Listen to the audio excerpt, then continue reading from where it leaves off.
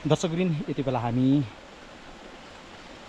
श्रीनाथ मण्डल तथा कोट विकास समितिको टिमहरू दुईजनाको दरले, दुईजना तीनजनाको दरले हामी टोल भिजिट, टोल भ्रमणको अभियानमा जुटिरहेका छौँ र हामी आफ्नो टिम लिएर टोलमा पुग्ने प्रयास गरिरहेका छौँ। यति बेला चाहिँ म र भोजबहादुर गुरुङ दाइ यो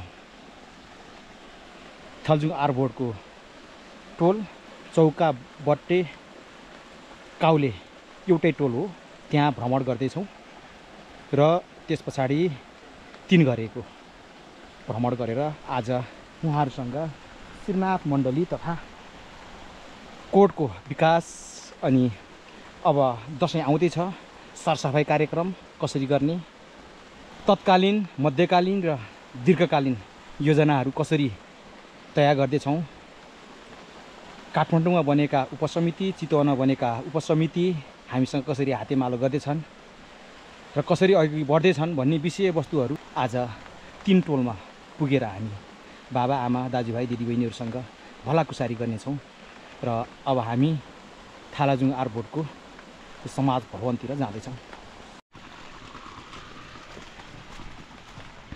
पहिलो भिजिट कार्यक्रम चाहिँ वडा नम्बर 2 को थालजुङ आरबोर्डमा समाज भवनमा बसेर केही अन्तर्क्रिया कार्यक्रम र अब सिरानचोक र श्रीनाथ मण्डलीको विषयमा हामीले कसरी स्थानीय सरकारसँग हातेमालो गरेर अगाडि बढाउन सकिन्छ, अन्य संस्थाहरूसँग कसरी हातेमालो गरेर अगाडि बढाउन सकिन्छ छलफल गऱ्यौँ र हामीले आफ्नो संस्थाको तर्फबाट केही महत्त्वपूर्ण कुराहरू पनि समाजमा हामीले जानकारी गर्दै आएका छौँ र यति बेला भने भारी वर्षा भइरहेको छ। 3-4 दिन भयो यो वर्षा, यो पानी बिदो होला र काम गरौँला जाउँला भन्नुभन्दा पनि हामी छाता ओढेर यसरी टोलमा भिजिट कार्यक्रम गरिरहेका छौँ र छाता ओढेर नै हामी आइरहेका छौँ। यो कार्यक्रमलाई हामीले अलिकति सिरानचोककै विषयलाई नै मध्यनजर राखेर सबै ठाउँमा सबै सिरानचोकवासीहरूले हातेमालो गरेर सिरानचोकलाई पनि एउटा राम्रो उज्यालो अनि सबै सामु प्रचार प्रसार गर्न सकोस् भन्ने उद्देश्यले हामीले यो अभियान सुरु गरेका छौँ। हामी यति बेला काउले गाउँ आइपुगेका छौँ। यति वर्षा भएको छ, रातभरि वर्षा भएको छ, हिजोदेखि 3 दिन भयो वर्षा बाहिर निस्कनै दिएको छैन, काम गर्नै दिएको छैन, यस्तो झरी भएको छ। तैपनि हामी आफ्नो काम कर्तव्य र दायित्वलाई जसरी पनि निर्वाह गर्नुपर्छ भन्ने उद्देश्यले टोल भिजिट अभियानमा लागिरहेका छौँ। काउले टोलमा पनि हाम्रो कार्यक्रम सम्पन्न भएको छ। अब हामी 3 घरे टोलमा जाँदैछौँ। केही क्षणमा हामी 3 घरे टोलमा पुग्नेछौँ र हेर्नुहोस् आजको यो दिनको अवस्था हेर्नुहोस्, यसरी झरी परेको छ, कुहिरो लागेको छ, पानी परेको परै छ, कोही बाहिर निस्किन दिएको छैन। ल आजको चाहिँ यस्तो माहौल छ। दर्शकवृन्द, अब हामी थालाजुङ आरबोर्डमा कार्यक्रम भ्याइयो, काउले चौका बर्थडेमा पनि कार्यक्रम भ्याइयो र अब हामी तेस्रो टोल 3 घरेमा आउँदैछौँ, 3 घरेतिर आउँदैछौँ र हाम्रो कार्यक्रम यो आज 3 घरेको बा आमाहरूसँग केही भलाकुसारी हुनेछ।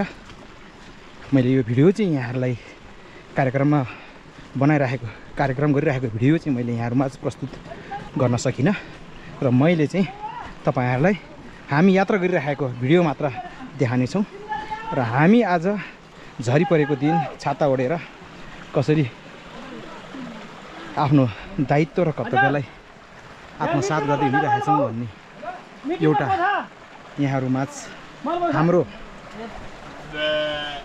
अभियानको एउटा केही फुटेजहरू मात्र यहाँहरूमाझ देखाउन लागि हो।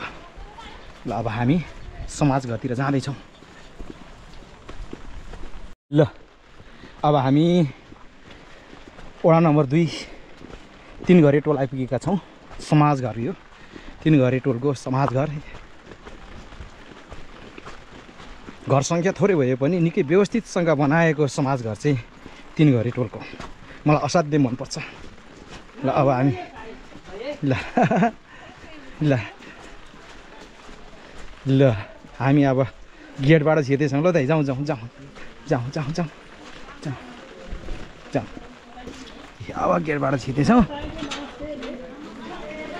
ल नमस्कार नमस्कार आदरणीय आमाहरू दिदीबहिनीहरू सबैजनालाई नमस्कार है। ल ल नमस्कार छ सबैजनालाई। ल ल ल यता हुनुहुँदो रहेछ। ल नमस्कार नमस्कार सबैजना। ल आदरणीय दाजुभाइहरू बुवाहरू सबैजनालाई नमस्कार है। ल ल ल हजुर हजुर नमस्कार। ल ल ल ल सबैजनालाई नमस्कार है। ल ल ल हजुर आरामै छौँ। मलाई त तपाईँहरूको समाजघर हेर्न मन लाग्यो क्या, त्यो हेरेर भिडियो बनाएको। थोरै घरको छोरी थोरै घरधुरी तर व्यवस्थित तरिकाले बनाएको समाजघर चाहिँ 3 घरेको, त्यो हेरेर मलाई भिडियो बनाउनु मन लाग्यो र एकदमै राम्रो उत्कृष्ट छ। ल 3 घरेको समाजघर चाहिँ एकदम राम्रो व्यवस्थित छ है। ल ल धेरै धन्यवाद तपाईँहरूलाई, धेरै धेरै धन्यवाद। उतापट्टि ल यता किचन, ल यता स्टोर, ल यहाँ चाहिँ भाँडाकुँडा राख्ने स्टोर। ल यसरी राखेको छ टक्क। अनि यतापट्टि चाहिँ यो किचन, ल यहाँ चाहिँ खाना पकाउने ठाउँ। ल हेर्नुहोस् यस्तो छ। र उतापट्टि चाहिँ उतापट्टि हल पनि पसौँ। हलभित्र पनि पस्नु पर्यो, कस्तो रहेछ। ल ल यो हल, ओहो ल हेर्नुहोस् हल पनि यस्तो मजाको छ हेर्नुहोस्। ल निकै व्यवस्थित, हेर्नु कार्पेट बिछ्याएर टक्क। ल राम्रो व्यवस्थित छ। ल हेर्नुहोस् यतिको राम्रो। तर कति घरधुरी छ तपाईँहरूको यहाँ? 15, जम्मा 15 घरधुरी भएको यो समाजमा एकता नै बल हो भन्ने एउटा उदाहरण, एउटा सन्देश चाहिँ दिएको छ। मलाई साह्रै मन पर्यो, त्यसकारण मैले यो भिडियो चाहिँ यहाँहरूमाझ प्रस्तुत गरेँ है।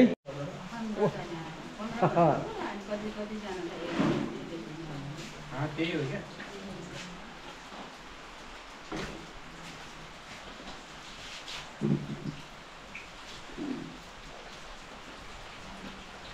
आज दिनभरि झरीले छोडेर हेर्नुहोस्। ल थालजुङ आरभोट हेर्नुहोस्, यहाँ भोजबहादुर दाइ र म चाहिँ आज 3वटा गाउँको जिम्मेवारी हामी 2 जना दाजुभाइले लिएका थियौँ र हामी 3वटै गाउँमा भनौँ न 3वटा गाउँको समूहमा अन्तर्क्रिया गरेर आफ्नो भनाइहरू आफ्नो कुराहरू माथि श्रीनाथ मण्डल तथा कोट विकास समितिको विषय अनि सिरान्चोकको विषय, कसरी अगाडि बढ्ने, हाम्रो सिरान्चोकलाई कसरी विकास गर्ने भन्ने र सबै मिलेर स्थानीय बासिन्दा, स्थानीय सरकार, संस्थाको पदाधिकारीहरू, समिति टिम, उपसमिति टिम सबै मिलेर कसरी चाहिँ सिरान्चोकलाई अगाडि बढाउने भन्ने विषयवस्तुहरू र अब सिरान्चोकको सबै टोलवासीहरू चाहिँ सबै टोलमा 1 देखि वडा नम्बर 8 सम्म कसरी हाम्रो सिरान्चोक राम्रो सिरान्चोक बनाउने भन्ने अभियानमा हामी जुडेछौँ र बिस्तारै बिस्तारै आज नहोला भोलि नहोला पर्सि नहोला कुनै न कुनै दिन तपाईहरुको घर आँगनमा पनि हामी आइपुग्नेछौँ। यो नितान्त हामी भोट माग्न आएका हैनौँ। यो सिरानचोकको विकास र समृद्धि, हाम्रो धार्मिक स्थल श्रीनाथ मण्डली कोटलाई विकास गर्ने उद्देश्य हाम्रो रहेको छ। ल अब हाम्रो हजुर छ्यामै आओ घर, मैले चिने नि थिएन। यी सानो मान्छे त यहाँ अब के गरेको, पढेको? Very good very good. इत्रु मान्छे पढे हो? ल राम्रो पढ्नुहोस् है है। लु लु ल ल नमस्कार काका, नमस्कार नमस्कार। होइन माथि अब जाने ढिलो भयो, ढिलो भइसक्यो। ल बाबु चाहिँ खोइ त, सानो बाबु चाहिँ खोइ त? सुते हा ए ल ल ल ल। के हो छ्यामा यो भुइँमा खसेको यस्तो पहिलो पहिलो डल्ला? के भन्छ भोकटे? भोकटे हो? कसले खाने भोकटे? ओहो ल हेर्नु त, यसरी यसरी फलेको छ रुखमा, भुइँभरि झरेको छ। कसले खाने हेर्नुहोस् त, यस्तो छ गाउँघरमा, खाने मान्छे छैन ल वास्तवमा भन्नुपर्दा। होइन छ्यामा खाना माथि दाइकोमा छ, हामी माथि दाइकोमा जान्छौँ। हजुर दुध छ? भैँसीको दुध भयो त खाने, किन छोड्ने? ओहो भयो भयो, भैँसीको दुध त खाने हो। सित्तेमिति भैँसी दुध, भैँसी कसले पाल्छ र?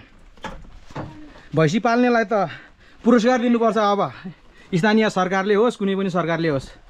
किनभने दुध खान पाउने नि भाग्यले मात्रै पाइन्छ हिजो आज। ल ल छ्यामा खाने दुध त, ल खाने हो दुध त खाने हो छ्यामा। ल ल हाम्रो छ्यामा घरमा आएको छु ल म। होइन बाहिर दिनु, बाहिरै बस्छ हामी। ल होइन बाहिरै बस्छ, केही फरक पर्दैन। यहाँ छ्यामाको घरमा दुना भइसकेको रहेछ। अब कुँडो पकाउँदैछ यहाँ। ल यसरी गाउँघरमा चाहिँ यसरी कुँडो पाक्छ, अनि भैँसीलाई कुँडो बनाएर खिलाउँछ, अनि दुध दुन्छ, दुध दुहेर पकाउँछ। पकाएपछि हामी खान्छौँ।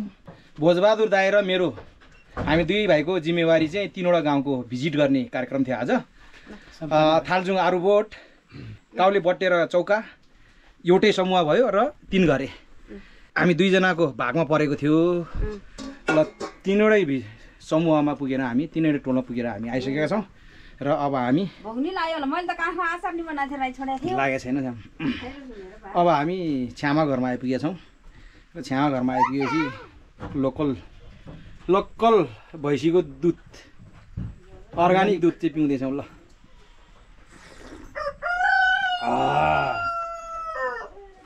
दुध खान्छौ? किन कस्तो खानु मन लाग्दैन दुध पनि? हामी यहाँ खोजी खोजी हिँडेका छौँ। ल हामी त दुध खोज्दै हिँडेको, दुध खोज्दै हिँडेको जस्तै ठ्याक्कै छ्यामा घरमा। लैनो भैँसी हो कि बगेन हो छ्यामा? लैनै हो ए। ल ल मगमग बास्ना आछ दुध पनि। भतालोको त्यो मगमग कोरेनीको बास्ना आउनुपर्छ के दुध त है। हाम्रो बाबुन्ता त पाल्थ्यो नि, कहिले नि छोड्थ्यो नि भैँसी त। मगमग बास्ना आउनुपर्छ कि दुध भन्ने कुरो त यसरी बास्नै मिठो छ। अनि